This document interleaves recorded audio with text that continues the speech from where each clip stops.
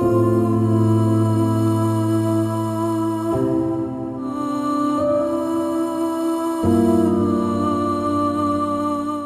the first question. Let's do it. Tell me, who are you, bro? Well, my name is Felix Smith. I'm 20 years old, and I'm currently a student at the University of Texas at Dallas. Nice. So, if someone didn't know who you were and they just said, like, describe Felix in one sentence, how would you say? Wow. I feel like it'd be easier to answer that in like words, a sentence. That's interesting.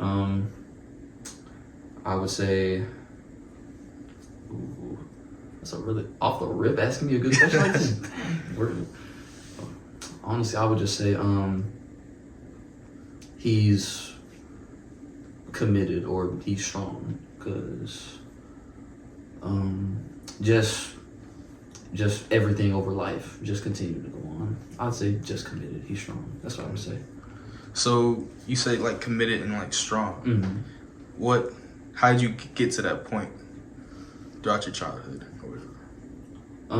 Committed, well, I played basketball, so that's where the commitment comes from too. Just, the commitment with the sport, just in season, out of the season, just training nonstop. That's where the commitment is. And strong, everybody goes through stuff, so I would just say strong because, being able to push through whatever comes my way, so yeah. Yeah, I feel. Tell me what it was like growing up, bro. Man, so from where you are right now, grew up 10 minutes up the street.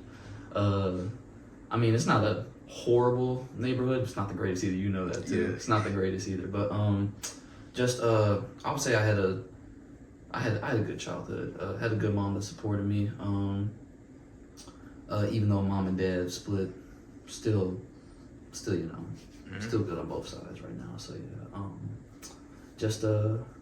I would say I had a pretty good childhood. My mom did her absolute best. I love her to death for it too. Yeah, she did everything she could to like support me, get me through school, everything. So yeah, I really appreciate her. So I would say I had a good upbringing. Yeah.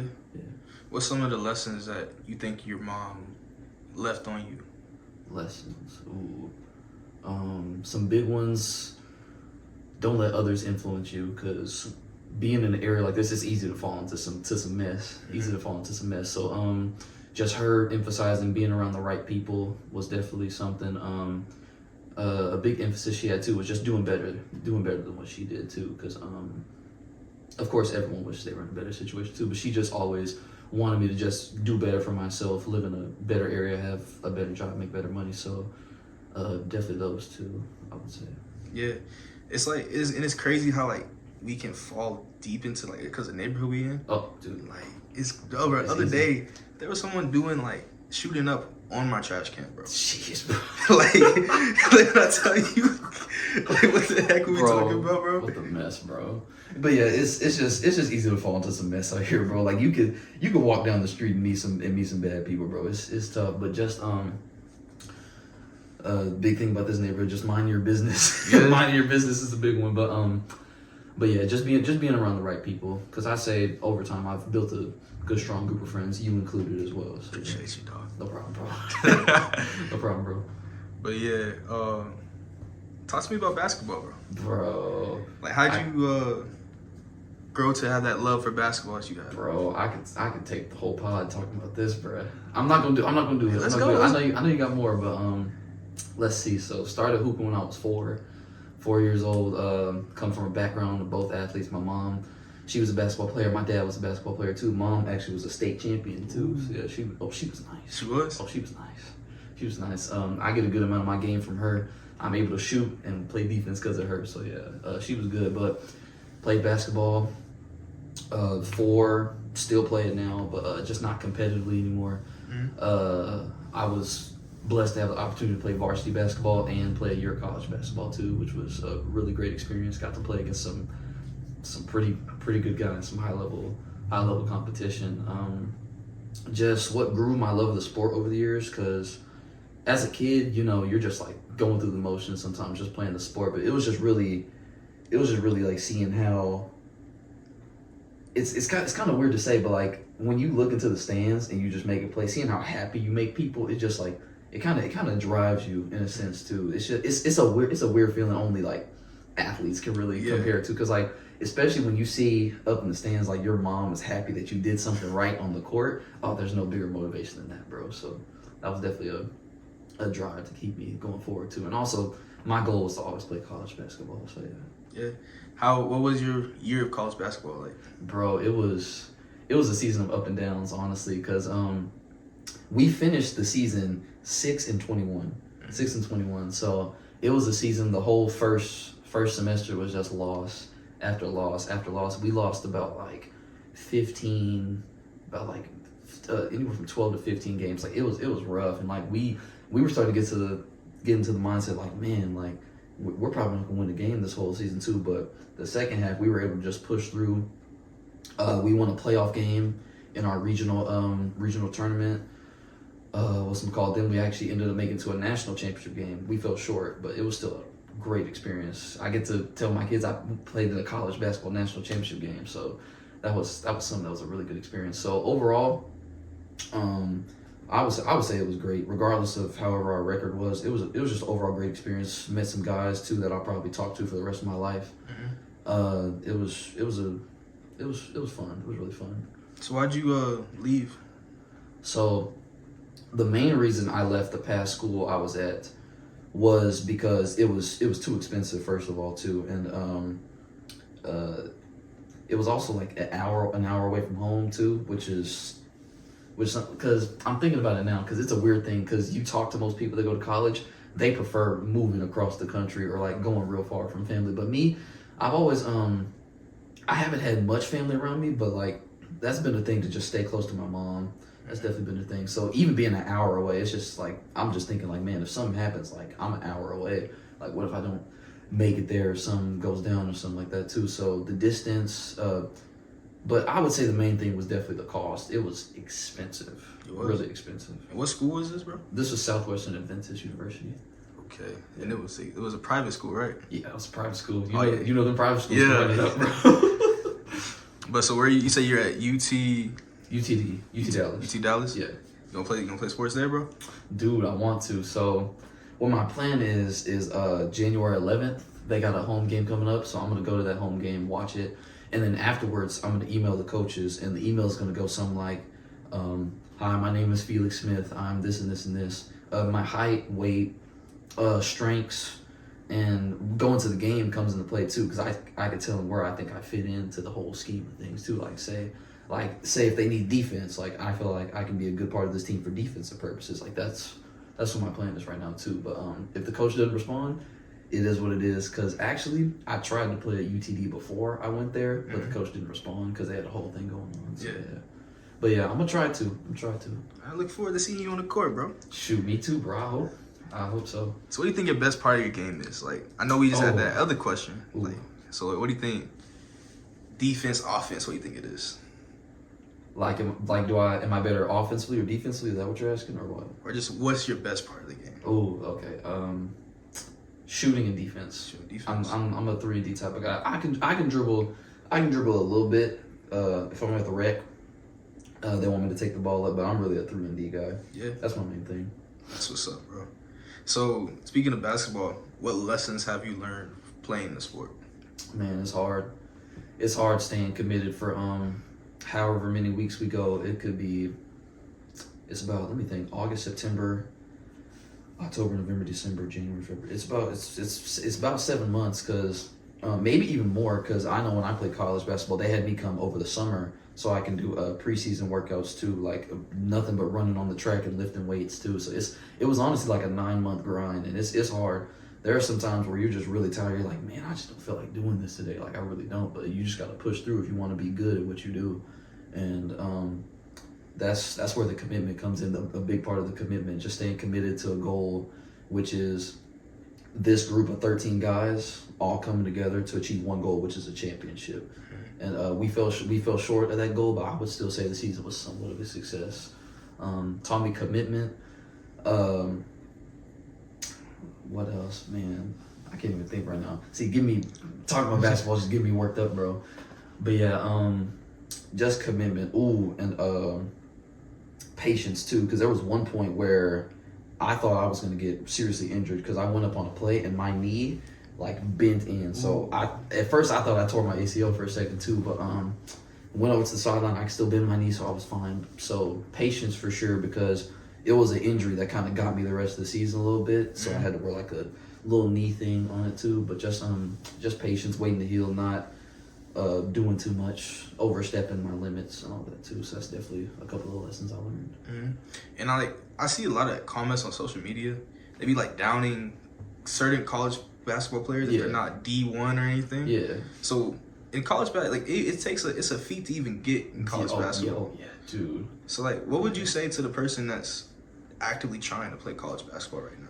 That's trying to play college basketball? I'm gonna look at the camera to say this, dude. I would say, or girl, not trying to judge. Just stay focused on your goal for sure. Stay focused. Don't listen to outside interferences, because there are going to be people that are going to tell you that you probably won't be able to play. Even your own coaches probably will tell you that you won't be able to play. So you should just keep going. Yeah, so you should just keep going. Even if you get an offer is an offer. That's the biggest thing I see athletes do nowadays. And their friend might get a D1 offer, but then they'll get a D3 offer, and then somehow feel like there's an imbalance, or feel like it's not fair or something. An offer is an offer. Having the opportunity to play college basketball it's a blessing. It really is, because there are so many guys and girls that come out of high school basketball wishing that they could play college basketball, and they just don't get that opportunity. So if you get the opportunity to play anywhere, I would say take it. And a big thing about playing college basketball too, play where they want you, because that's what a lot of athletes make a mistake. They have a dream school and they get an offer to, and they have a school that wants them, they get an offer to. The dream school might not give you the best chances or opportunities, yet the school that wants you will give you the best opportunity. So you just got to go with it. You just got to keep grinding, honestly. And there are going to be some days where it's hard, but you just got to keep pushing through. If this is what you really want to do, you just got to keep pushing through. That's what I would say. That's what's up, bro. What's something you're actively trying to pursue right now? Oh, well, right now I'm trying to pursue my New Year's resolution goals. I have multiple. Just doing 75 hard right now, which involves reading, drinking water. I'm still trying to figure out maybe the diet aspect of it too, but really reading, drinking water, working out 2 times a day, 45-minute workouts. And yeah, really just trying to flip my mindset right now too. And another thing I'm trying to do is post more on social media, whether it's TikTok or Instagram. That's something I'm definitely doing right now. All right. What made you want to start posting? Well, what made me want to start posting is I just found it as something new to try out, to be honest with you, because I was thinking in my head, like, the worst that could happen is I get no views, but I still talk about something I'm interested in, which is definitely a big thing. So also too, I'm really trying to build confidence in it too, because I've never been the type to really like post on social media that much too, but just being able to put a message out there that people can listen to sounds really cool to me too. And also just putting out a message that really speaks to me too, because the motivational page I have, I'm really talking to myself in a sense. I'm talking to myself. Like, that's what I was thinking about today, because I posted a TikTok today about facing your fears, anxiety, all that, to pursue new opportunities. And I was really talking with myself, because there have been plenty of times, not even just the past year, last semester at UTD, where I had different opportunities to maybe go to like a business workshop to like help me network more or something, but I didn't take it because I was afraid that maybe I'm not as qualified to be at something like this. But that's something I kind of regret. So I'm just trying to it was really kind of not only motivating others, but trying to motivate myself to really, to really push through and just face those fears. So. I like that. That's the message you're trying to get to people to understand. And then when you spoke about anxiety, do you know where that started, or like how did that come from? Well, I mean, I feel like almost everyone has a certain type of anxiety when it comes to certain things too. Like, we all get nervous about doing stuff. I got nervous before coming to do this podcast too. But what it teaches you is that when you try new things, it makes you realize, like, wow, I was scared for what reason? I was scared for what reason? Like, we can go back to college basketball too. Like, I was afraid to reach out to a bunch of coaches too. Like, and I honestly waited a little too long to reach out to them, because I didn't reach out to them until like March after my senior year, which is really late, because I was just afraid, like, what if this coach just like just tells me just like I'm just not good enough or something like that. But the coaches gave me honest feedback, and it made me regret not reaching out earlier because a lot of them either said that I was good, but they had roster spots filled up, or that they were just done recruiting. So I was lucky to be able to find the one coach that could bring me in. But definitely just work through that anxiety and those fears to pursue opportunities because you don't know what doors they could open. Mm-hmm. So you told me about some of your goals with 75 hard and all of that, but what are some things that you are constantly pursuing, if I haven't asked that already? So currently I'm a marketing major, so I'm pursuing a career in marketing for sure. Pursuing potentially be on a college basketball team again. That's something I'm pursuing too, but also just big thing, pursuing a relationship with God. That's a big thing trying to build that relationship, read the Bible more, not just read it but understand it too. Because what I've been doing a lot is I've been double taking through the Bible. Like if I read something, I'm like, man, I didn't understand it. Like I'll push myself to read it again so I can try to understand it too. Because I read my Bible at night, so there are some nights where it's late and I don't feel like reading it, but just something in the back of my mind tells me like, no, dude, you gotta read it. Because what if tomorrow you say the same thing and then you just build a habit of not trying to read? So that's definitely something I would say. It's crazy how easy it is to build a habit. Like it is. I would just either do it positive or negative. It really is crazy because you could take it for granted too. Because like if you drop that Bible even for a day, like your mind could just forget about it. It's mainly in the process of starting it though, because once you get in the groove and you've done it for like a month or two, like that's where that back of the mind thought comes in. Where like, no, you have to read this. Like that's where building that habit comes from. So it is really crazy. Yeah. So I'm assuming you're a Christian, right? Oh yes, sir. So walk me through your process when you first decided to become a Christian. So my mom took me to church ever since I could probably start walking. Like she took me to church. Let me see, about what age? Maybe a little after I could start walking. Let me say that. But I was young. I was probably about like maybe 6, 7 years old when I really started to like really go to church, or maybe that's just when I remember it. But we originally went to a Baptist church that was down the street off of 35. I to this day forgot the name of the church because we've left it since. But yeah, that's just memories I've had. I was baptized at that church too when I was 12, so I still remember how to get there. I just don't remember the name. So yeah, that's what's up, bro. So also, like, I want to talk about your journey with God and when you became saved with early on in age with your moms and everything. How has your journey changed, or what has it been like till now? So how it's changed is after I got baptized, I kind of had a sense of, I'm good, because I didn't really start picking up my Bible until I turned like my senior year when I turned 18. That's really when I started picking up my Bible. So when I was younger, going through, like, I would still go to church. I would still like hear the word too, because I mean we're Christians, so it's inevitable. You're gonna hear something, but it's just like I wasn't really as into it as I am now too, because even now, like, it's still an uphill climb for me building that relationship with God. Just continuing to try to read, continuing to try to pray every day. Every now and then, I catch myself slipping, like if I'm judgmental or if I catch myself angry at something, like I just gotta say, forgive me, Lord, like help me improve myself. And I pray that every night too, that He helps me improve myself every day. So how it's changed is I'm definitely more in more of a pursuit of God, and right now my process is really just reading the Bible, just thanking God every day, because the big thing is prayer. Just not even just praying for things, just like thanking the Lord for the day. Just like different stuff like that. Just thanking Him throughout the day is something. So yeah. Yeah. So like when you say prayer, like how important is prayer to you?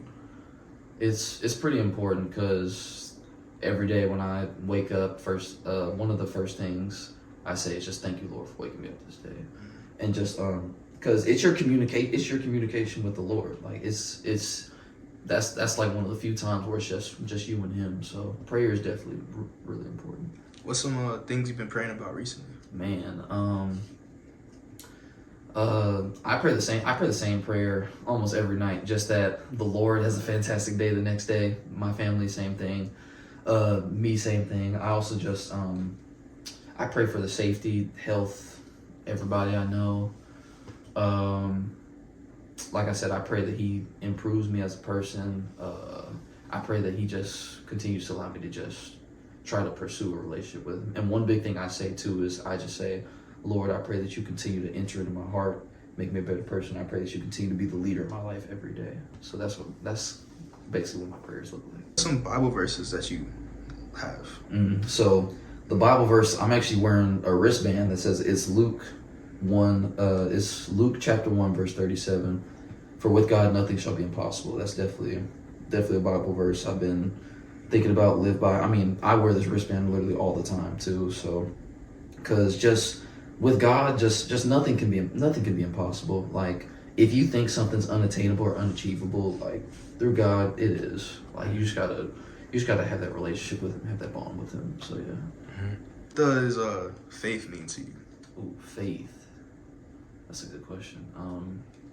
To me, faith is just. It's crazy too because I posted a TikTok video of something similar to this too. Just whatever trial or tribulation you go to, just maintaining not only your faith in God but just your relationship with God too. Because I remember seeing a video on TikTok as well. It said, now don't quote me on this. I'm trying to paraphrase a little bit right here, but it said, faith is the belief in something you can't see. So even though you can't physically see the Lord, His Spirit is within all of us. So just having that faith and belief that no matter what you go through, like He's there, He's with you. That even if you're struggling, you could be drop dead poor or something, like He's right next to you saying, "Don't worry, your time will come. Like I'm here for you." Like, just like you, man. Just like if nobody else loves me, Jesus loves me. So it's just having that faith that no matter what you go through, good times or bad times, He's always there with you. That's what faith is to me.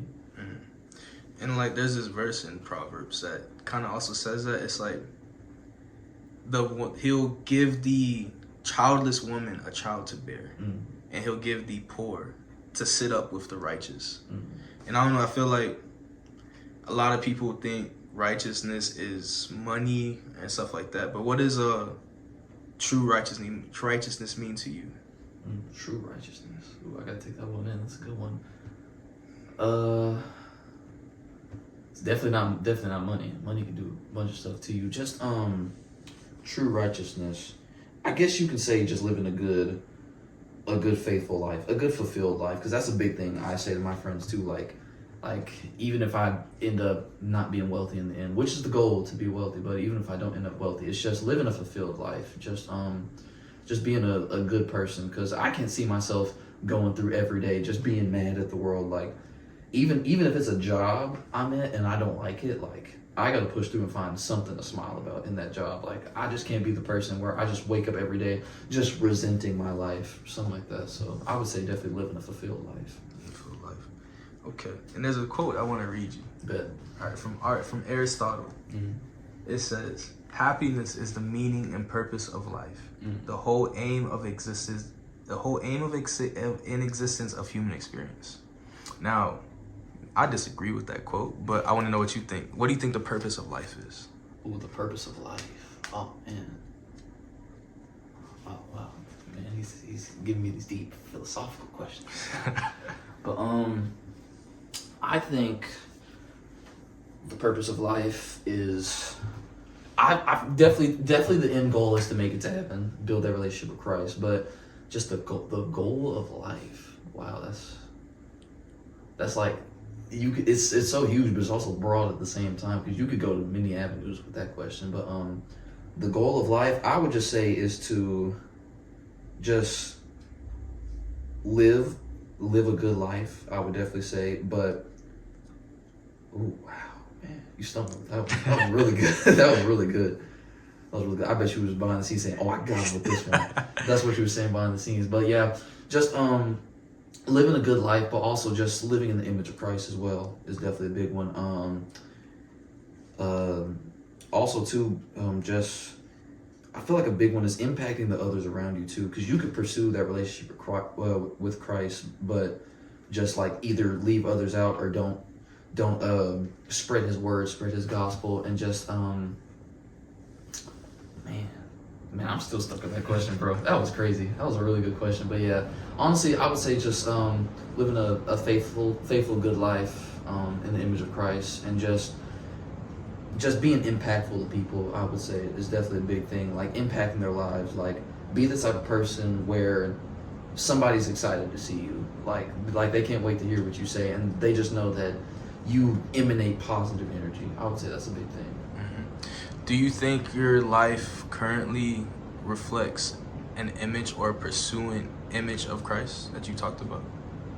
Yeah, I would say yes. It's getting there. I'm not completely where I want to be at too, because you're better at this than me too. Just I want to get better at memorizing a bunch of scriptures too. Memorizing scriptures. I wouldn't say it's where I fully want it to be, but that's why I'm trying to pursue it. Like I'm still trying to read the Bible, pray every day. Just every day when I catch myself like being judgmental or just being like mean spirited, I just try to just pray and ask the Lord to just make me a better person too. So it's a work in progress, I would say.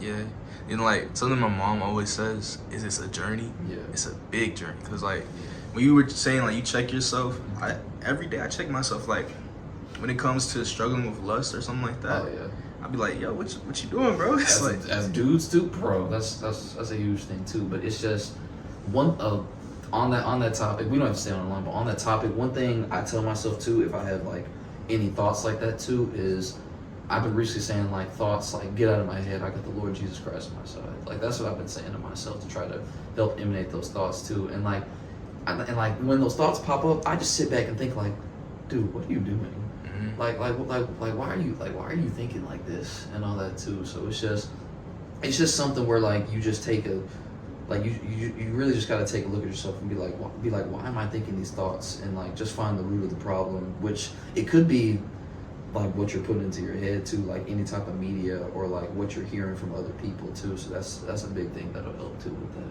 Yeah. So, why do you think so many people struggle with lust, like especially as men? man, because it's so accessible. Like it doesn't even have to be through I don't know if we can say it through P word or something like that. Through corn. Yeah. Through corn or something like that. But not even just through that, just through like social media or Twitter. Like you can like I could go onto Instagram trying to look up some WWE news and there'd be a girl with like her cheeks out or something like that. Like it's just so accessible and just easy to just view. So it's really just it's really about the accessibility too and the opportunity, because man, it's everywhere nowadays. You see it. It's even in like, man, I don't even know. It's really about the accessibility, I would say. Mm-hmm. So, yeah.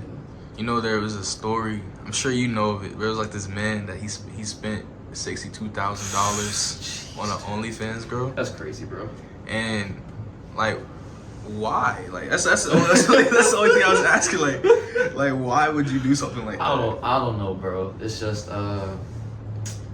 yeah, that's some great 60 bands for that is insane, but I don't know. Like I said, just accessibility. Maybe he came across her website or something, and maybe he felt some type of connection. Maybe that she didn't feel the same way back or something. But he just wanted to continue that connection per se. And if it was through spending money, I guess is what he desired too. Because if you're in a lustful state too, the more you're in that lustful state, the more you'll pursue more, and you'll go to more drastic measures to get to that state. It's basically an addiction. Mm-hmm. It's an addiction because once you reach that first high, you'll try to always achieve that first high, which means you have to go to more extreme measures to get to that high too. So that'll cause you to do more drastic things like spending maybe $1,000 every time she posts a picture or something like that, so that you can get more of it. So that's definitely it's definitely a big part of it. And then I'd go as far to say like lust and like a pornography addiction is up there with drug addictions. Oh, it is. Yeah. It absolutely is, because you release the same dopamines as if you were, I don't know if it was heroin or methamphetamine. Like the same dopamines you release when you get that high, it's the same thing when you do the deed, like do the lustful thoughts. So it's basically up there with drug addiction.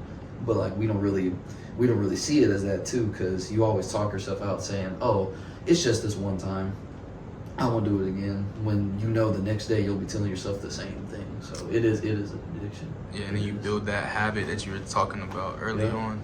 And then, okay, so like the person right now that may be struggling with lust, what would you say to them to help them see themselves out of it? Man, definitely just talk to God too, because I still struggle with lustful thoughts every now and then too. And I have a girlfriend, so like that's the biggest thing too. It's like I still struggle with lustful thoughts. So biggest thing would just be like prayer. Just pray to God, ask Him to just remove those thoughts, those evil spirits that are around you. Just remove them away from you, and just discipline too, because if you're on your phone a lot and you just feel like the content you're taking in is kind of driving you towards those lustful thoughts, you just got to put your phone down, step away, find something else to do too. That's probably the big thing I would say. Yeah. What's it called? What do you think, speaking of lust in society, what do you think the biggest problem is? What do you think the biggest problem in our society is? Ooh, biggest problem in our society. Man, we're really sensitive nowadays. Really sensitive. Excuse me. Sensitivity, and just there's definitely a lack of communication, and I feel like everyone's just disconnected in a sense too, because and maybe it's been like that for a while. I just haven't noticed it until like after COVID. But just like if you just drive down the street or if you walk past people, like it just seems like sometimes they just have like a mean face or something like that. They just don't look like very like happy to be around other people too. So I feel like there's definitely a disconnect between a lot of people nowadays too. But with the sensitivity, everyone's sensitive to everything too. Like you can make a joke and people will take it to heart too. Exactly. So it's just sensitivity, disconnection, communication. A lot of days, a bunch of problems happen because of a lack of communication, whether it's through friendships, relationships, partnerships. Just lack of communication. It's something that seems so like minor, but it happens so often too. So it's just crazy. I feel like there are definitely bigger problems that I'm probably just forgetting about right now, but those are the ones that just come to mind. So you said you were in a relationship right now, right? Yeah. So how important are those things that you said, like, that we lack? How important do you think they are in a relationship, or just friendships or girlfriends? So sensitivity, depending on who you're dating, you can't be sensitive, because if you're cracking jokes on one another, you got to be able to throw them out. Whatever you dish out, you got to be able to take too. So sensitivity is a no-no for a relationship, depending on who you're dating. Communication, man, communication is a big thing, because every time you go somewhere, you gotta communicate it with them, just so that they don't have any thoughts about you doing anything, just to remove that equation. But just communicating with them too, because you could have a misunderstanding with your partner, and they might take it to heart and get angry at you. But if you like just try to stay calm and communicate it, like you'll get the problem resolved. Like that's a big thing I try to do. Like whenever we have some type of miscommunication, like I always try to just stay calm and solve the problem there. Like I don't try to blow up or anything like that too, because yelling, only thing that matches yelling is yelling. So just trying to stay calm, find a solution to the issue, and just bettering yourself too, because it's easy to look at them and be like, oh, they're doing this, they need to improve this. Nobody that you're in a relationship with is going to be the ideal, is going to be the perfect partner, because we all have this image in our head of like what our perfect partner is, but nobody you ever date is going to be that. So you just got to realize that, and realize that if that person has flaws, I have flaws too. So it's just a matter of understanding too. I would say just understanding your partner and just staying calm and resolving any issues y'all have, so that y'all could reach higher goals together. What's one of the goals that you envision for you and your relationship? Man, we're coming up on our 2-year anniversary in 2 months. Thank you. 2-year anniversary in 2 months. So really just motivating each other, staying positive, continuing to communicate, and just keeping that a big thing that we recently talked about too is just keeping that spark alive in the relationship too. Because my girl brought up to my attention like she just feels like we haven't gone as like out on as many dates, like out to eat or something like that too. So it's just spending more of that quality time too. So definitely that's a goal to spend more quality time. So yeah. That's what's up, bro. Okay, walk me through the hardest challenge you've had to overcome in life. Ooh. Hardest challenge? Ooh. That's an interesting one. The hardest challenge I've had to overcome in my life. This wasn't the hardest challenge, but one that was close to was trying to come to terms with not being able to play college basketball, because like I was about to be devastated. Or all right, here's the story. So I had already did summer workouts at the last school I was at, and about a month in, like it was September, I went to the financial aid office, and basically after the whole conversation, it was looking like I wouldn't be able to afford to go to the school too.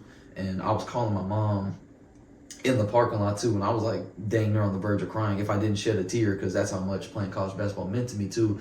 And I was just talking with her through it. She was like, look, it's fine. You'll go back up to the office. We'll talk with them, see if they could find any other scholarships for you or something like that too. So we were able to get it situated. I was able to play the season, but just that was definitely something that would have been rough for me. Just like not being able to, first of all, go to that school too, and play college basketball was definitely something that was going to be rough. But hard challenges, I've had deaths in the family that were definitely tough.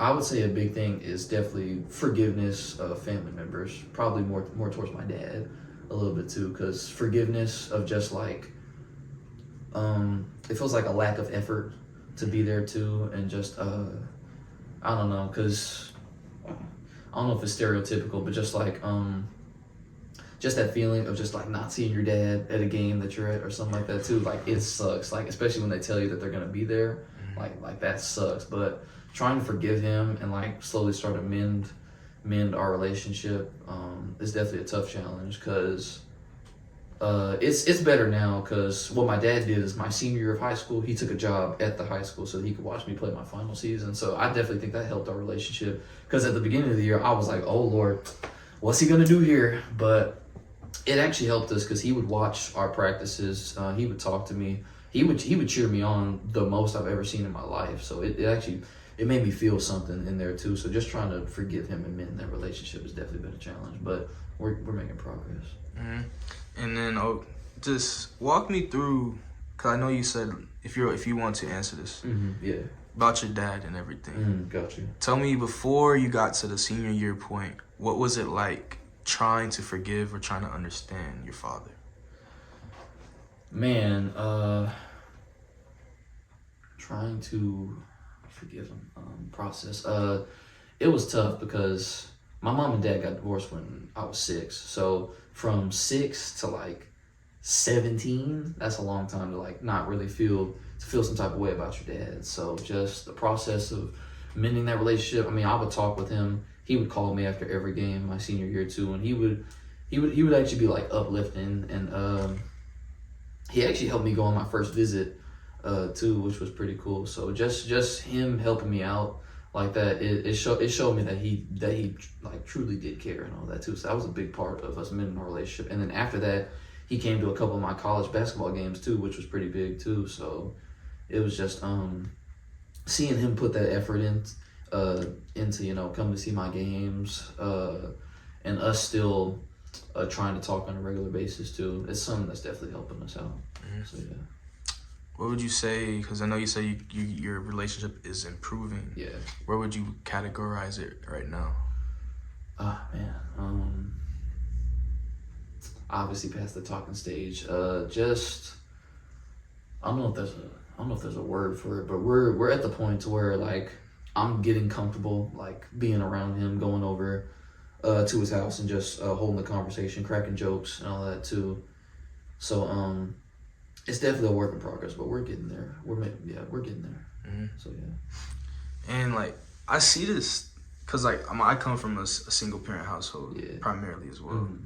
And I don't know if it's just with Black family households, especially, but like, why do you see where is a disconnect between fathers and sons or fathers and daughters? Well, man, I don't know what to tell you, because of course there are kids of other races that have gone through the same thing too, but I feel like it's mainly our race that's in like the mainstream for this type of thing too, is because man, just our race just being young. A lot of them are young when they have kids and all that too, and just and I would say also too, not being in really loving and caring relationships with each other too, because a lot of times Black people will just get with someone just for a one-night stand or something like that too, and that's where stuff like that can happen, where it's a single parent household too.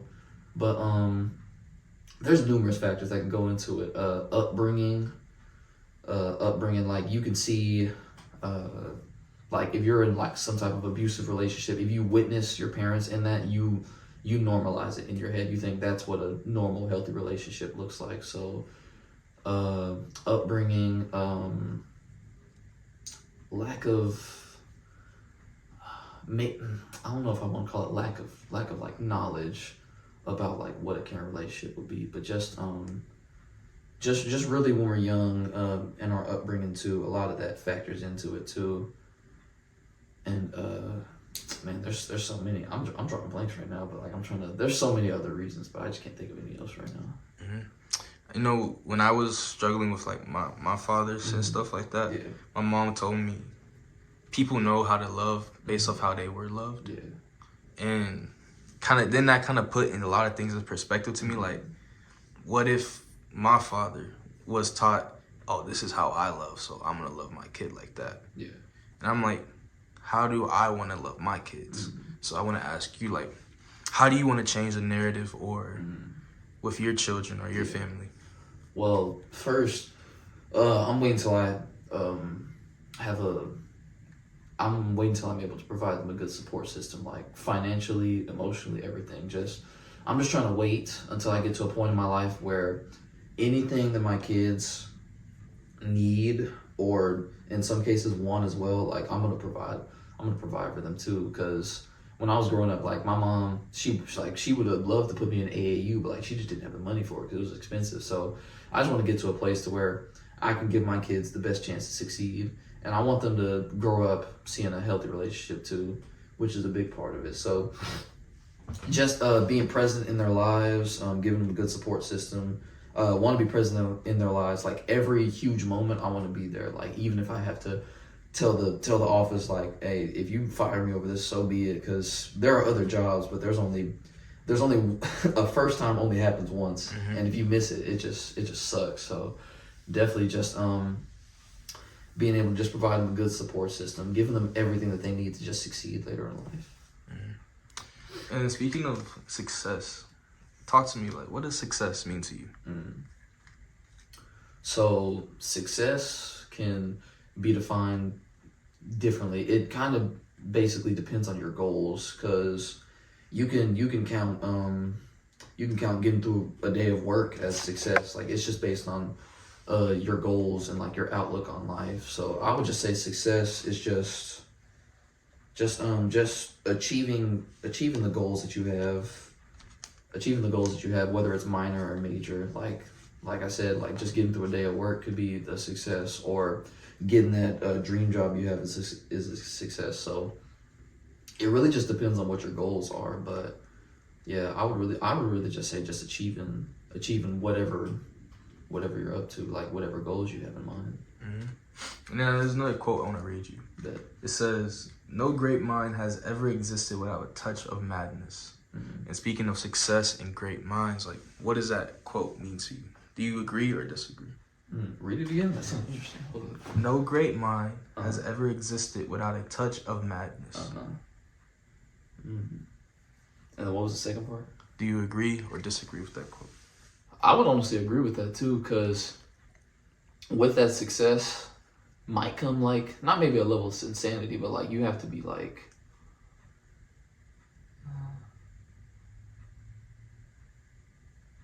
Yeah, I would say I agree with that.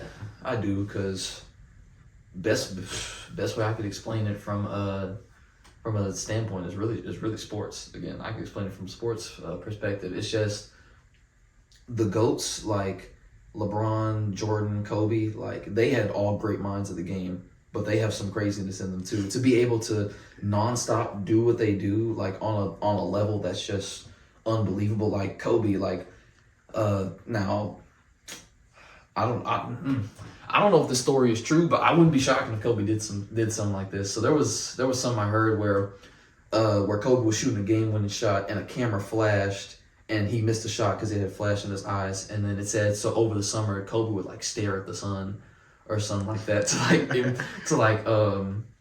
prevent that from happening. If that's a fake story, it is what it is. But I could see Kobe doing some mess like that, bro. Like to be successful, you have to have some level of madness to stay committed to what you want to do.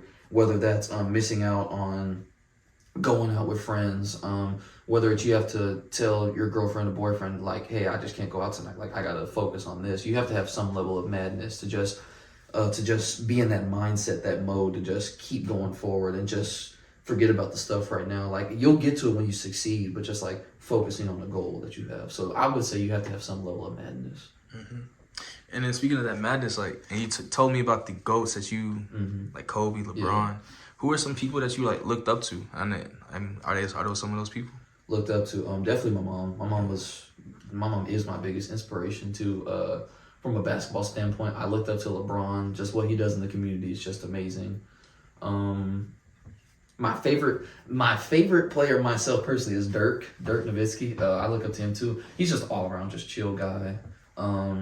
Had a good career and was never in any type of drama or anything. Just stayed loyal to his family, which is what LeBron did too. So those are definitely some good role models. But I would definitely say my mom. My mom for sure. Why is your mom someone you look up to the most? Man, it's just especially now that I'm older, seeing and hearing all the stories about what that woman had to go through. Like not even like when she had me, just like before and everything too. It's just like wow, she could have just given up at any moment and just said like screw the both of us and just like could have done her own thing. But just like for her to make so many sacrifices to make sure that I'm happy, they were probably nice that like she just cried and I didn't even know it. Like I could have woken up happy, but she could have been devastated trying to focus on paying the bills or something like that too. But it's just seeing her be able to push through no matter what trial she's put through or no matter what problem she's faced, she always finds a solution to it, and I truly respect that, and she's my biggest inspiration. Mm-hmm. What if you want to, what sort of kind of things did she tell you that she got herself out of or saw herself through? So it's mainly stories with my dad, and just like him not really being present in our lives too, because he would go out a lot too and just leave her at home with me a lot. Like he would go chill with his buddies or something like that too. But yeah, just hearing stories about my dad, hearing about her journey through school, because originally she went to, I think it was either Southern or LSU Shreveport. It was one of those two, because she's originally from Shreveport. And just hearing about how she had met my dad, and he was the one that was going to move to Texas, I think for a job opportunity, and she decided to go with him. And then when she came over here to continue college, like the Louisiana education system is completely different from Texas. So when she transferred over, none of her credits transferred over. So she basically had to start all over through school. So that was something that was really tough for her too. And also too, just after her and my dad split, she was actually contemplating moving back to Shreveport, and just she was really contemplating doing it. But after she looked at all the schools, she just said, I just can't put my son through this, because the schools aren't the greatest up in Shreveport. She was just like, I can't put my son through this. Like, I'll just tough it out down here. So I can only imagine a woman that had no friends and a kid in a huge state like Texas, and just her being able to just if we couldn't find nobody else, for her to be my main support system too was just incredible. So yeah, sounds like your mom had that level of madness that we talked about. Oh, she had that dog in her. Yeah, she had that dog in her. Yeah. I don't want to put on a facade like we're in the slums too. No, I definitely still classify us as middle class too. But there were like definitely times too where like of course every now and then I'd get stuff here and there too. We had a system where like every Friday she would like give me some from like some cheap from McDonald's or something like that too. But I don't want to put on facade like we're from the slums or nothing like that too. We're still middle class. There were definitely times where like she couldn't like give me everything that like I potentially could have needed or wanted for my future, where she couldn't give me everything, but she still did a great job with the cards that she was dealt. So I respect her a lot.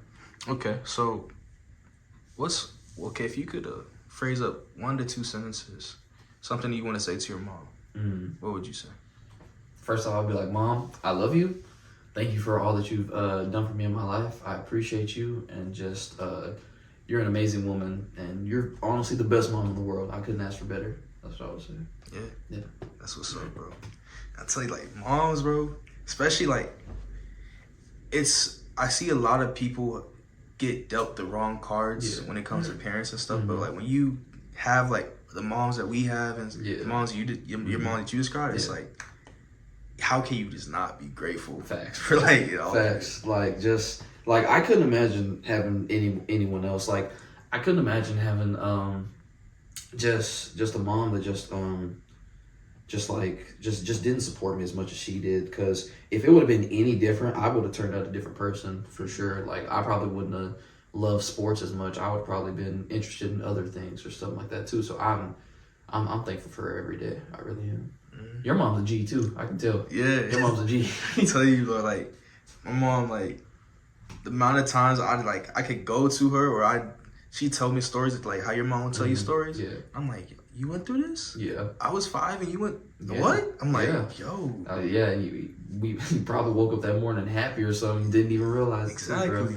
Like it's just a crazy thought. It's like sometimes we just. And I think I am victim of this. Sometimes I take my mom for granted at times. Yeah, you know? Absolutely. Take her for granted too. Definitely take moms for granted too. Everybody out there, tell your mom you love them. Yeah, we're gonna put a love chain throughout the comments. Yeah, gotta do it. Love chain. Yeah. But yeah, man, just gotta love moms, because no matter what, they get it done. They get it done. Now I want to revert back to like Christianity, if you're okay with that. Let's do it. Okay, so speak on a time, if you have any, that you went through a rough season of God, and how you saw yourself through it. A rough season. Oh wow. There have been multiple. Throughout last year of college too, even though the basketball aspect of it was cool, the social side of it wasn't that great, because I had my roommate who was my best friend, who was also on the team, and then I had my other teammates too, who were all cool. But other than my teammates who I was really good friends with, I didn't talk to nobody else on campus. So just going to every class and just like not talking with people, just feeling like you just don't fit in, something like that too. It's just tough. And like I was telling my girl this the other day too, like I wasn't depressed, but like if I would stayed another year, like I was on a path to get in there too. So but I was glad that I had my Bible last year, was able to read through it. Other rough patches, of course the arguments when you're younger, you hear your folks argue, that's something too. But I didn't know, I wasn't acquainted with Christ back then too, so I wouldn't have known. But any other rough patches, let me think. There are probably plenty. Let me see. Some stuff through COVID maybe. I know my dad's dad. He died during COVID. That was I know that was tough on him. Those are some of the things that come to mind too. Because I'm trying to think of like when I like really knew about Christ, like problems. Because of course you get problems when you're like 8 or 9, but you don't read your Bible that much or pray as much when you're 8. At least I didn't. Yeah. But those are the things I could think of that come up to like recent memory. So, Has there ever been like questions, like you've questioned God of like who he is or something like that? Of course. I mean, we all have questions too. And it's sometimes it's not even just like deep philosophical questions. Like sometimes randomly I'll just get a thought like, does God exist? And I snap back. I'm like, I'm like, dude, of course he does. And I just think about everything that he's done in my life.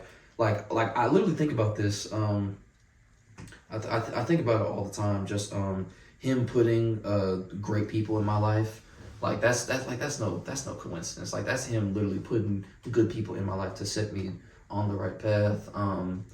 Literally when I had no other options in terms of like playing somewhere, he he had a coach respond to me, call me up, schedule a visit for the next week. Like it was just crazy too. And I know I was praying crazy to be able to play too. So he definitely, like, that definitely answered my question. Does he exist too? But of course I have questions of just like, because I'll see different arguments on TikTok too, and there are some people that like don't believe in Christ that make some decent points too. They're like, well, if Christ exists and he is a loving God, why does he put people through certain things that they go through? Like, why is there death, famine, pollution, and all that too? And I think that to myself sometimes too. But then I hear the counter arguments that Christians give as well too. They just give arguments of, well, first of all, God gives us free will, so with that free will, you're able to make your own decisions too. Because one of the questions they ask is like, why can't there just not be any of this, and why can't everything just be peachy? Well, God is a caring and loving God too, so he gives us all free will, so we're able to make our own choices. So if we're able to make our own choices, we can decide whether we want to follow him or not. No matter what you decide, he's always there. He's always there. But if you decide to follow him, that leads on a path to really building that relationship too. But if you don't follow him, that's the choice that you decide to make, and God's willing to give you that choice too. Like because a thought I have sometimes too is they ask, why can't everyone just get a pass into heaven by just saying they believe in God or something like that too? And my thought is, if God just said, hey, no, you have no other choice, you have to follow this, that's like a dictatorship. Like, is that really like a love? Does that sound like a loving or kind God to you? Like, no, like you have to do this. You have to do this. Like, you have no other choice. No. So he gives us free will. So he's a loving, caring God too. But if you decide to go down a different path, which could lead to violence or something else too, he gives us free will. So it's really up to you, like, where you go with it. So there are definitely different questions I ask too, but they always find a way to get answered, just to strengthen my faith. So I don't know if I asked this, but what does Jesus and believing in God mean to you personally? Believing in God and believing in Jesus, like I said, just no matter what you do, knowing that he's there with you, and just believing in Jesus, believing that Jesus died on the cross for our sins. That's one of the biggest things. It's so cliche, but John 3:16, that's like one of, if not the most crucial, like, scripture you need to know. Because, like, you need to believe that Jesus died on the cross for our sins, and that all the sins that had been racked up, like, it was basically debt that was racked up. He paid off all of our debts through his pain, through his suffering, through his torture. Like, because if you think about it, like I hear I just recently found out, like, more the deep details. Like, he was stabbed and lost so much blood that it was just water. Yeah, he lost so much blood that it was just water, dude. Like, it's like, that's crazy. And just hearing how he had to just carry the cross, how he was nailed to it, those thorns on, like, it's just like it's just crazy. Like he did this for people not only that were living at the time, but people that wouldn't even know about him like thousands of years later. So just knowing that Jesus died on the cross is like one of the most crucial things that you have to have as a Christian. One of the most crucial thoughts and just knowledge overall as a Christian that you need to have. Like, it's really inspirational when you hear it, like a bunch of, like, him just showing so much love to just get rid of all of our sins, because we were all supposed to be damned to hell from our sins, but just him making that sacrifice, God sending his only son to pay off all of our debts, to man, get me worked up right now. But yeah, it's really crazy to think about. So I feel like just believing in Jesus and believing in God, just knowing that Jesus died on the cross for us, and just knowing that he's here with us and that he loves us. All right. So say, bro, what is your testimony? You can tell. I swear, bro, that's a deep one. Just just it always felt like there was just something just back there, like, telling me to telling me, to like do something, whether it was like pray or read the Bible. Like I would pray every now and then too, but it like wasn't really serious. And then just one day, like I just thought to myself, I was like, huh, where's the Bible I had? And then like I went searching for it too, and I was asking my mom where it was too. And like I saw it, I was like, you know what, bro? Like let me start just like reading this, getting into it, and just like and just and just reading it. It's just like it's crazy too, because what I found and what I try to do is in every chapter of every book you try to read, there's some message you can take away from it. So that was a big thing I was trying to focus on too, because there's a message in not only whatever like story or book, but a message in almost every verse that you read too. It's just like and you can relate it to your life too, because like there are comparisons um back in the Old Testament to like the times back then, just stuff they had going on that you could relate to what's going on in your life too.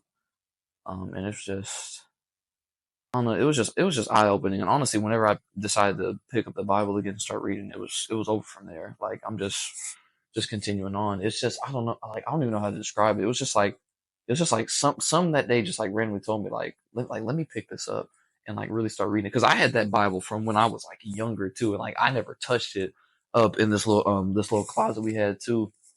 But I got it out, just started reading. So yeah, that was just something that I honestly find crazy to this day that I was able to do. And the fact that we didn't throw it out or like lose it or anything like that too is it kind of seems like it sat there like intentionally in a weird kind of way. You know what I'm saying? So it's just the fact that it just like was never touched or moved, just for me to find it again too, it was pretty cool. So yeah, that's kind of what I would say.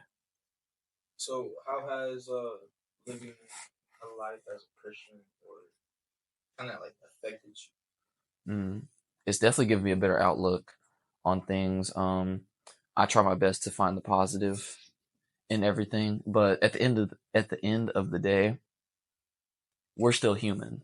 So you can be judgmental. We're very opinion. We have our own opinions. But just trying to find the good in everything, and just show love, because it's way easier to hate than it is to love. So just it's really just changing my perspective. I'm really like it's a challenge every day too, because you have all types of temptations. Doesn't even have to be lust. You have all types of temptations too. But it's just really just trying to have discipline and just look at the better side of life too, because you could wake up every morning and just be negative about everything, hate your situation, but just waking up, thanking the Lord first of all that you're awake at all. Because I'd rather go through negative stuff than just not be alive too. Because like you're able to live a beautiful life. So just waking up every morning, thanking the Lord, and just looking at the brighter side of things. Because no matter what, there's always a light at the end of the tunnel. I know that's cliche, but it's true. It's true. Like no matter what, there's always a positive at the end of it. So. you? So let's say I'm gonna give you some. Let's say an unbeliever walked in Mm-hmm. right now. Mm-hmm. How would you introduce them to Christ? Mm. That's a tough one, because even from videos I've seen, it's tough trying to transform people to not. Let me not say transform. That's a tough word, but just trying to um get people to believe in Christ. That's tough. It's just you gotta. Maybe I would try to ask about past experiences too, because a lot of things that people say they don't believe in Christ is, well, I went through this. Where was he? So I would just try to ask about their past experiences and just try to find points like where Christ was. Maybe they just didn't see him. So that's probably the avenue I'd take. Like something I noticed is it's like a deconstruction. And when Mm-hmm. I say deconstruction, it's like when you finally find God or find a relationship with Him, Mm-hmm. you're going to fall and you're going to have mistakes, Yeah. but it's because you're deconstructing your past self, and God is reconstructing Mm. someone like He wants you to be. That makes sense. The dad. That was fire, bro. You Yeah. need to preach or something, bro. Reconstruct it, yo. Oh yeah, that's deconstruct yourself to construct a better person. Oh yes. That's fire, bro. That's fire. Yeah. What's the last thing you learned that changed you? The last thing I learned that changed me. Man, just to ooh, maybe think before you speak sometimes too, because I'm I'm a real like jokative type of dude, and sometimes I could like take the joke a little too far. So you just don't know like what people have gone through, and it's something I still got to tell myself every day too. Just you don't know what people go through, so saying one thing could like hurt them way more than you think. So just being aware of someone's situation or something that they've been through, and just like just just just just watching your tongue, watch what you say, just think before you say everything, because there are some stuff where you're like, oh, okay, it's fine, it's a joke, but there are some things that could like really hurt someone, and that could damage a relationship with them too. So just really thinking before you speak, I would say, it's definitely something I'm definitely something that changed me, and something I'm still working on. Do you think that ties into the what we discussed earlier about how sensitive society is? Sensitivity, um no, because I feel like sensitivity is a different aspect. Because that's a person's past that you're messing with too, and it could be like a really hurtful one too. So just saying something could just unlock any type of painful memory too.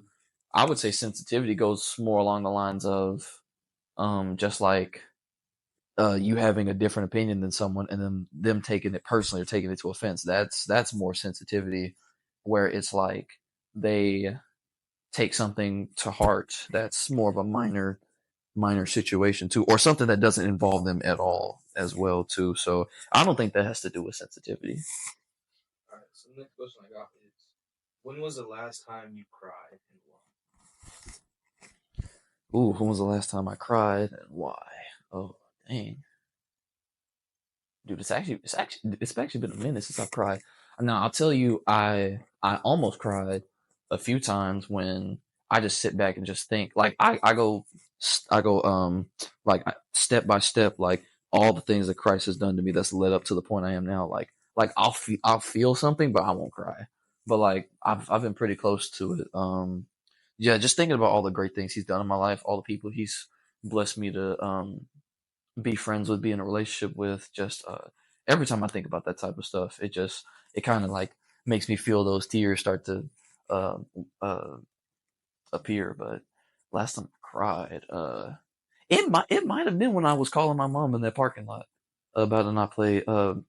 At the thought of me not playing college basketball, it might have been then, because I know I shed a tear then, so it might have been then. What kind of things you said what God has brought you through? What kind of things has He brought you through? Oh, He's brought me through a single parent household. That's no matter how much money you have, that's tough. That's tough not having that father figure there too, and just only having a mom, because mom has to play. Your mother literally has to play mom and dad. So that's really tough, just not having that father figure like in your life to like give you those like the lessons that you learn. Because I feel like the dads give the lessons from past experiences, and the moms are supposed to give you that emotional support where you talk to them about anything regardless, whereas the dads, they tell you, hey, this is right from wrong, this is how you succeed in the future, this is what you need to do to make sure you have this. So like not having that father figure is it's definitely tough, but I was able to make it through. Going through divorced parents, you know you hear the arguments, even walking into an argument too is tough, but getting through that's good. He brought me through that, and I would also say just all of middle school and high school together too, because there were deaths. There were deaths throughout. What else? Just all, honestly, all sorts of things through pain. Because I know there's injuries that come along with sports too. So through all the pain that you feel, just those are the things that He's brought me through. All right, so walk me through what it was like going through middle school and high school. Ooh, okay. Middle school, man. Middle school, I think most people could agree to this. Middle school is when you get like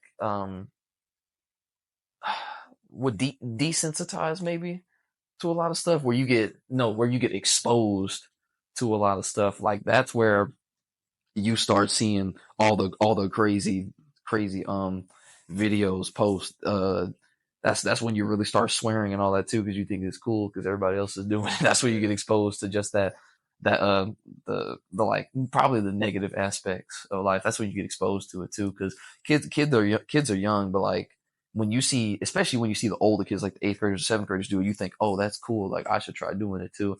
That's where you start like getting into those habits. And then high school, let me finish with middle school. Middle school, I would say middle school was fun. It kind of gave you a taste of like what the actual real world is. It's not peaches and cream. Like there are people that have like potty mouths and all that too. Um, High school really exposed you to stuff too, because I think it was like either in the first uh 2 months or something, we had a football player die. Had a football player die, and then there was another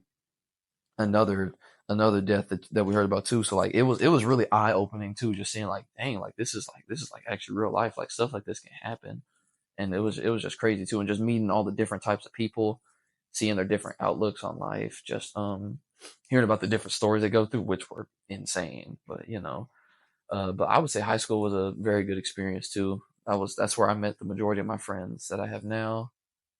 Me and Kevin were lucky enough to meet in middle school, but yeah, that's where I met the majority of the friends I have now. Uh, played played sports. Sports got me through a lot of stuff in high school too. Um, was able to meet some cool teachers, some cool teachers. Now there were some crappy ones, but there were some good ones too. And honestly, just going through life, having experiences, and just seeing all different types of people just come together too. It was just it was a very interesting time. It was a very fun time for me though, I would say. When you said seeing people's other outlooks on life, Yeah. what is your definition of So it doesn't even have to just be religion. So it could just be how they view um certain jobs, how they view marriage, how they view family life. Just seeing different people's backgrounds and like hearing some of the people talk to just like seeing their different perspectives on life too. Because one person could be for marriage, one person could be against marriage, one person could want kids, one person could not have kids. Just seeing like everything not be so black and white. Like seeing that like there's like a deeper understanding of like everybody. Like everybody has a story, basically. So just seeing different perspectives on life was pretty cool. what is your story? Like, okay, let's say like empty book. Mm. Someone is writing the book. What's your story? Ooh, what's my story? A kid born in Dallas, Texas. Kid born in Dallas, Texas. Um, goes through a rough patch. When his parents like they have their whole situation, all that too, and just trying to live the best life possible in a single household. It would be different experiences lumped up in that too, and just getting through middle school and high school, not getting into too much trouble. I had my moments, but not getting into too much trouble, nothing serious. And then just being surrounded by a group of people that like truly care and love about you and love you. So it's just overall the ending message would just be to the overall just theme of the book would just be just keep pushing no matter what, because you can like if you really just think back on all the experiences you've been through to like where you are now, like a younger you would dream to be where you are now, whether it's your emotional state, your mental state, your physical state too. Like I remember when I was like, cause I was chunky in middle school. Like I remember like, man, like I wish I was more built. I wish I was more built and had like a better physique. Well, I have it now. So like a younger me would be like, wow. And I think back to times too, because like sometimes I get sad that I'm not playing college basketball this year, and I just think to myself like, man, like a younger me, if I told a younger me that I played college basketball, like he would be ecstatic, like he would be running around the house going crazy, like what we play college basketball, we're gonna be like LeBron and stuff like that. So it's just really crazy to think about something like that too. So like a past you would like dream to be in the state that you are right now. And that continues on too. Like where you wish you are now, the future you could be there too. So it's just, yeah, I'd say the overall theme of my book though, I got a little off topic, but the overall theme of my book just keep pushing, keep pushing. Why do you think it's so hard for individuals who go through mental health or depressive episodes to not keep Ooh, because that mental battle is something dangerous. Like the mind is powerful. Mind is very powerful. Like that mental battle you have, like your biggest critic is yourself. So if you're just constantly just beating yourself down, if you beat yourself down so much to the point to where whatever anybody else says like can't help you at all, like you're like that's really tough. So it does suck being in those mental battles too, and sometimes people fall those mental battles too, like suicide and all that too, and it's something that's really rough. But like it is tough to keep pushing through those mental battles. But like I said, just like the biggest thing I could say is like, because nobody from the outside can help your mental state unless you want your mental state to get fixed too. So just like just through prayer, reading the Bible, man, like it's just like that's really the main answer that you can have in that situation. Because like mental battle, like a good case of mental battle, it doesn't even have to be depression. It could be as an athlete just losing your confidence. You know how bad it is when you lose your confidence, like because confidence is everything. If you lose that confidence, it's really hard to get it back. So that could go same thing for the mental state too. Like if you think that you're in a really bad place and you just keep thinking that, it's hard to come back from that. Like it's really tough to fight through. And I respect people that have gone through depression and then they're able to fight through that too, because it's rough. Because I'm thankfully never had to experience depression too, but like I've known people that have like gone through it. And it's something rough that could lead you to even thoughts of suicide. So I would just say prayer and reading the Bible too, and if you can try to have try to have a good support system, because I know everyone can't, because there are some people out there that just don't feel like anyone loves them too. And the big message I could say is that God loves you, and like that's the one love that matters. That's the one love that actually counts and matters too. So just through prayer, talking with Him, just just telling Him like, Lord, just get me through this day, make me 1% better every day, like in my mental state. And eventually if you keep that habit up over time, you'll just start to get better and start having a better outlook on it. But I respect people that have depression and are able to fight through it. What was how was the topic of mental health taught to you growing up? So my mom always emphasized that if I wanted to tell her like anything, to talk to her about anything. So just mental health, I don't I don't really have that many experiences with mental health other than like losing confidence on the court, because like that's honestly probably when I was exposed to it. Like my mom was just talking to me and saying like you're good. It's just your confidence. Like I know you're good. Like when I look at you play, I can see that you're good on the court. It's just like a part of you maybe doesn't think so, which is huge. So mental health. Ooh, I'm blessed I wasn't able to. I didn't have to go through any situation where like I was depressed or anything like that too. But that was really when mental health was kind of exposed to me a little bit too. And then going through high school, COVID, hmm college basketball, has your view of mental health or just the topic of it changed since then? Oh, absolutely. Because playing sports and going through high school, you have to have some type of outlet to just release everything too. Because whether that's after school clubs or something, or just going home, just lying down, finding your safe space. Because once all that work and stress starts to build up, it weighs on you, and just to have that feeling of relief that you can escape that and do something else that you actually enjoy, that's important. Because if you add up all that stress and you don't find any way to like release that stress in any way, once it stacks up, like that's where it really starts to affect the mental too. And you start overthinking everything, and you think that you're just not going anywhere in life. So yeah, and then playing in college too, you got to have, as an athlete, it's really overlooked in athletes about mental health too, because you train your body, you put your body through like through physical risks to try to be as best as you can too. So just having that mental fortitude to just think like, hey, this is all going to pay off in the end is really important too. And just a lot of athletes hear a bunch of negativity too through their game, like a bunch of people telling them that they suck or something like that too, and that can really weigh on you too. And once you start and once that creeps into your head, you start almost thinking it yourself, like, man, I'm not that good, like I suck. But then you really aren't. So mental health for athletes is definitely something serious too. I mean, it's a deep situation for everyone too, but it's really overlooked with athletes because a bunch of professional athletes right now struggle with that too because they're almost the entire year just working on their craft, working at the sport, and still receiving hate for it too, which is insane. But yeah, it's definitely an overlooked aspect of sports. I don't know if you know that story of an NBA player that was drafted and then like a year later into his career he retired because of mental health.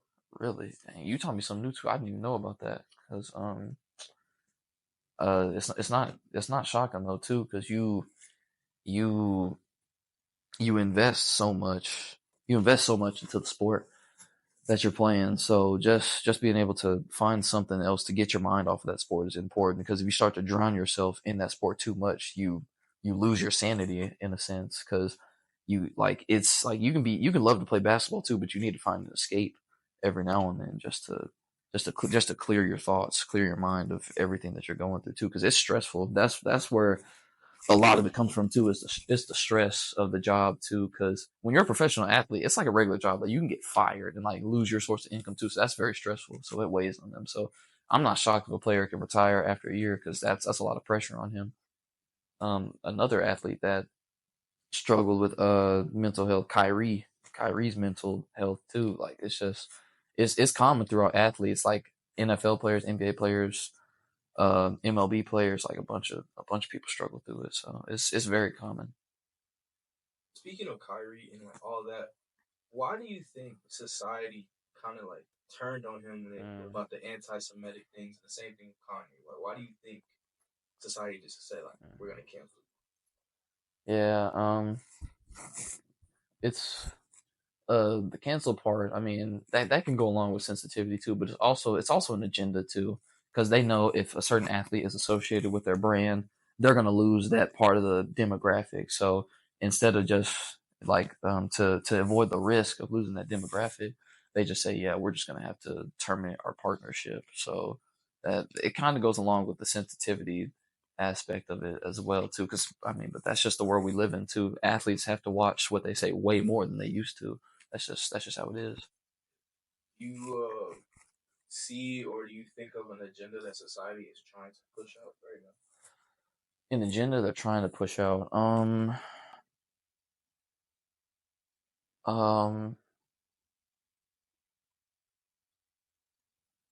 I would say definitely to appeal more to the LGBTQ community.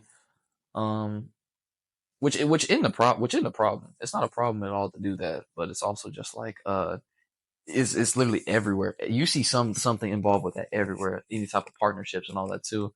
And I feel like a lot of groups have an issue with it because if you like relate it to the progress that other groups had to make, like women's suffrage or even the civil rights movement, like they get so much more coverage than like any of those ever got to. Now, mind you, social media wasn't as big as it was back then too, but it was just like they're making so much more progress than other groups had made too. And some people could feel like, man, like what we took like um like 20, 30 years to accomplish, they're getting it done in like 5 years or something like that too. But that's definitely an agenda that's getting pushed. They're trying to appeal more to the LGBTQ community. Um an overall agenda they're trying to push is to not upset not upset anyone too. Is to just like make sure everyone's happy, which is kind of hypocritical of like how the world is, because everybody can't be happy with everything, because there's going to be someone that doesn't like it no matter what you do. So appealing to everyone is kind of it's kind of difficult, and it seems almost impossible to do. It might as well be impossible. So just not trying to hurt anyone's feelings and trying to appeal to everyone and just be so and to like just be like so happy about all that stuff too. I don't know. One thing I do see too is that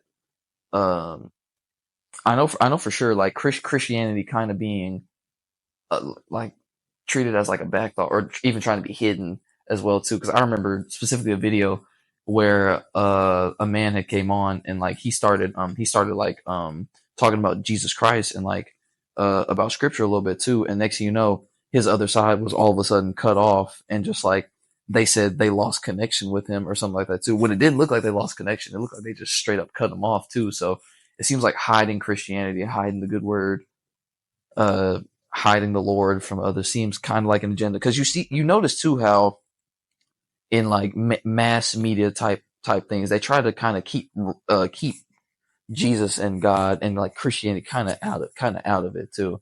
Now it could appeal to just making sure everyone's happy, because not everyone believes in Christ too, but it's just like you said, you're just not going to make everyone happy too. And like when you're making the person happy about not seeing Jesus, you could anger someone that wants to see Jesus too. So it's just I feel like kind of just pushing, like treating Christianity as like an afterthought, and just like not trying to showcase it and display it out to the public is definitely an agenda. I feel like what I would say is just because a big thing too that I've noticed that a lot of people on social media do when they try to either convert people, or they try to like spread the word, like either they're doing it for an ulterior motive, like to push their brand or something like that too. Like we've all seen those videos where they're like, "Stop and scroll if you love Jesus" or something like that. Like I hate those type of videos. Like even if you are Christian, like I just don't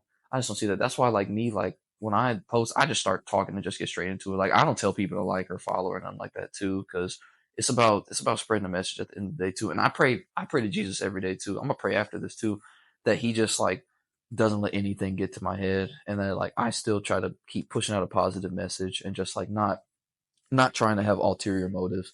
Because after you post a video like that too, it's easy to think, oh, let me see how many views I got. Ooh, what should I do next time? But then I just sit back and think like, man, like I shouldn't put too much thought into that. Like I just need to speak from the heart and just like speak my message too. So just not talking with just not spreading the word through ulterior motives too, and also just showing love too, because you hear a bunch of other people that will preach on TikTok, but they sound like aggressive. Jesus stopped your scrolling for this reason right now. Like just be loving, like be like have a kind outburst, like be patient with others is definitely a way I could say that you could spread the word more. Because if people see that, because how would you feel if you see a mass group of people and they're all loving, they're all kind, they all care about you. If they first meet you, they care about you, they treat you like you're a brother or sister, or like family, and then you'll want to hang around that group more and like look into it more. So if people see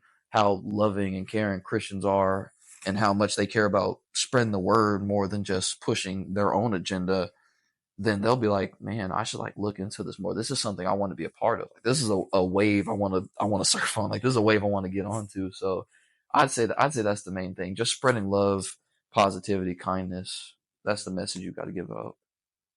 What's it called? There was I don't know if you know Tim Ross, but he said something similar to what you just said. It's like, how can we expect people to come to Christ when we are saying you're going to hell because of what you're currently? Oh, I could add on to that too. Just saying like watch this, or else you won't make it to heaven, or something like that too. Like that's not a way.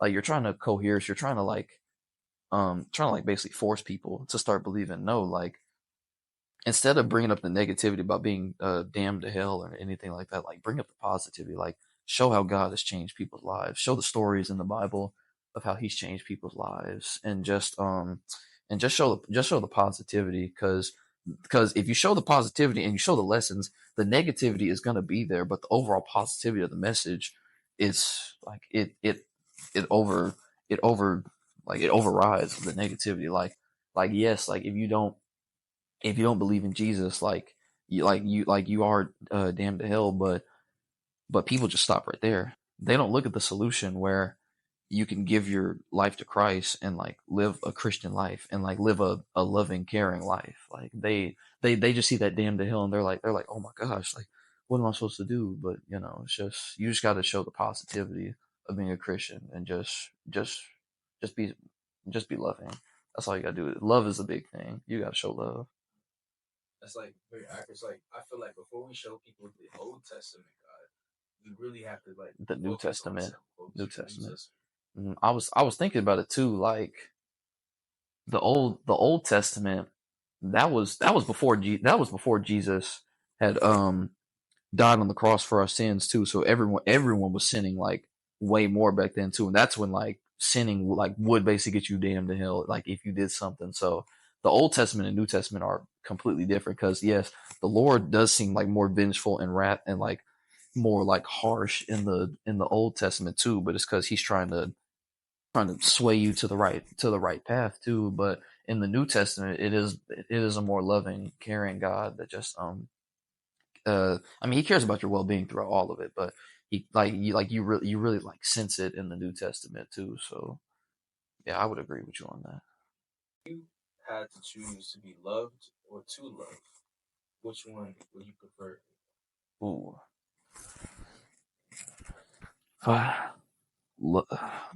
To be loved or to love, man. I